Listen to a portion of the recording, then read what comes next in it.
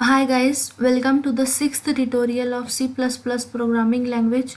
In this tutorial we will learn the selection statements in C++. So basically there are two types of selection statements in C++. एक तो है switch statements and another one is if statement. So today we will learn the deep concept of if statement. सो हम देखेंगे कि if का particular structure क्या है, how to use it in our program, और हम मल्टीपल कंडीशन कैसे दे सकते हैं, और अगर हमको कंडीशन ट्रू होने के बाद कुछ स्टेटमेंट को परफॉर्म करना है या फिर उसके एल्स पार्ट में कुछ स्टेटमेंट को लिखना है तो हम कैसे यूज़ कर सकते हैं। तो इफ़ स्टेटमेंट का एक बेसिक स्ट्रक्चर है, एक जनरल फॉर्म है, वो क्या है। पहले होगा एक इफ़ कीवर्ड, देन ब्रैकेट में होगी हमारी expression that is our condition, and after that the statements जो कि हमारी कंडीशन है, अगर वो ट्रू हो जाती है तो क्या स्टेटमेंट हमें परफॉर्म करना होगा, ये हमें लिखना होगा एग्जैक्ट हमारे कंडीशन के बाद। एंड जब हमारे इफ़ के स्टेटमेंट कंप्लीट हो जाएंगे तब हमको लिखना होगा एल्स दिस कीवर्ड। एल्स के बाद एल्स पार्ट में हमें जो स्टेटमेंट परफॉर्म करने हैं वो स्टेटमेंट हमें लिखने होंगे एल्स कीवर्ड के बाद। जो एल्स कीवर्ड है या फिर एल्स का जो पार्ट है वो टोटली ऑप्शनल है, आप इसको स्किप भी कर सकते हो, या फिर अगर आपको कंडीशन फॉल्स होने के बाद भी कुछ एक्शन परफॉर्म करना है then else part is very important. If का जो जनरल फॉर्म है उसमें जो स्टेटमेंट का पार्ट है या तो एक सिंगल स्टेटमेंट भी हो सकता है या फिर ब्लॉक ऑफ स्टेटमेंट भी we can use in our if else clause. हमने इफ़ के पार्ट में जो कंडीशन दी है, इफ़ जो कंडीशन हमने ब्रैकेट में लिखी है, अगर वो ट्रू होती है देन ओनली द स्टेटमेंट्स जो हमने इफ़ के बाद लिखे हैं वो एग्जीक्यूट होंगे। अगर हमारी कंडीशन फॉल्स होती है तो एल्स के पार्ट में हमने जो स्टेटमेंट्स लिखे हैं वो एग्जीक्यूट होंगे। रिमेंबर, या तो इफ़ के स्टेटमेंट एग्जीक्यूट होंगे या तो एल्स के, दोनों भी स्टेटमेंट्स कभी भी हमारे एग्जीक्यूट नहीं हो सकते, बिकॉज कॉमन सेंस है, हमने इफ़ में कंडीशन दी है या तो ट्रू होगी तो इफ़ के स्टेटमेंट, अगर फॉल्स होगी तो एल्स के स्टेटमेंट, अगर हमारा एल्स पार्ट एग्जिस्ट करता है तो। यहाँ पे मैंने एक एग्जांपल लिया है, एक basic guess the magic number का एक सिंपल गेम है।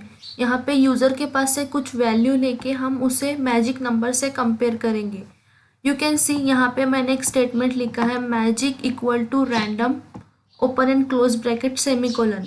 यहाँ पे मैंने रैंडम इस फंक्शन को कॉल किया है तो क्या होगा, एक मैजिक नंबर जनरेट होगा जो कि 0 एंड रैंडम मैक्स तक होता है, जो कि एक बहुत बड़ी लार्ज वैल्यू होती है।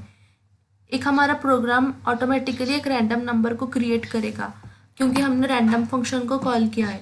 अगर हमें रैंडम फंक्शन को हमारे प्रोग्राम में यूज़ करना है तो हमें इस हेडर फाइल को इंक्लूड करना होगा cstdlib, because it contains this random function. तो नेक्स्ट हमने एक सेंटेंस को प्रिंट किया, enter a number C in guess. हमने यूज़र के पास से एक इनपुट नंबर लिया, इंटीजर नंबर, जो कि गेस हमारे इस वेरिएबल में स्टोर कर दिया। नेक्स्ट कंडीशन में क्या लिखा, guess equal to magic. If guess is equal to magic that means कि हमने जो इनपुट लिया है यूज़र के पास से और इस फंक्शन के थ्रू जो वैल्यू क्रिएट, जो इंटीजर नंबर जनरेट हुआ है वो दोनों इक्वल है क्या। अगर वो इक्वल है, हमारी कंडीशन ट्रू होती है, then only this statement is executed के cout yes and after that return 0। Remember, यहाँ पे हमने एल्स क्लॉज को यूज़ नहीं किया है, तो लेट्स चेक जब हम एल्स क्लॉज को यूज़ नहीं करते तो क्या आउटपुट होता है। बेसिकली सिंपल प्रोग्राम में यूज़र के पास से इनपुट लेके रैंडम नंबर से एक नंबर को जनरेट किया एंड दोनों नंबर को कंपेयर करके चेक किया।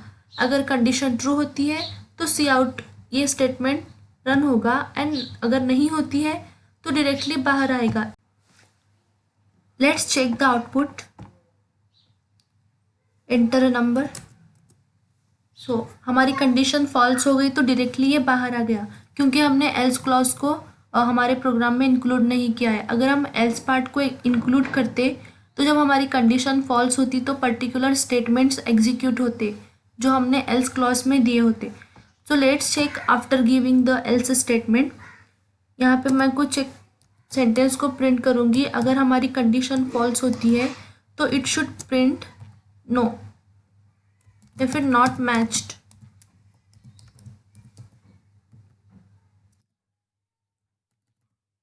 अगेन रन करके चेक करते हैं।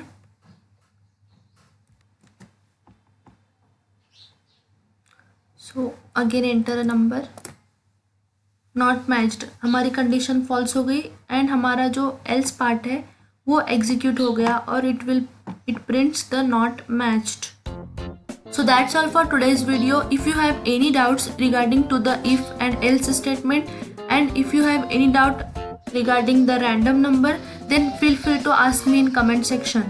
Thanks for watching और हम next video में देखेंगे how to use the nested ifs और if else ladder in our program. So तब तक के लिए goodbye.